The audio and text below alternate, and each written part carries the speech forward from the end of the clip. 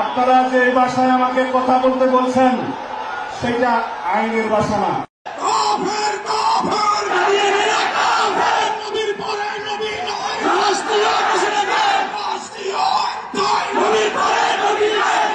মাওলানা ফজলুর রহমান উনি আজকে এই মুহূর্তে বাংলাদেশের ঢাকার সরোয়ার্দী উদ্যানে ওলামা মাশায়েখদের একটা বক্তব্য রাখছে।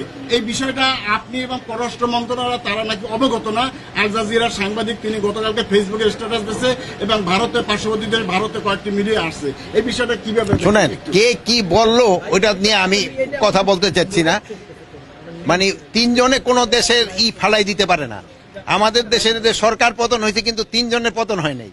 আপনারা দেখছেন যে সরকার পতন হয়েছে এবং যে সরকার প্রধান কিভাবে পালায় গেছে এবং তার সাঙ্গপাঙ্গরা কিভাবে পালায় গেছে, স্পেশালি এই তার আত্মীয় স্বজনকে উনি আগে কিভাবে পালায় দিছে, এটা কিন্তু ওই একজন বা দুইজন বা তিনজন দিয়ে হয় না।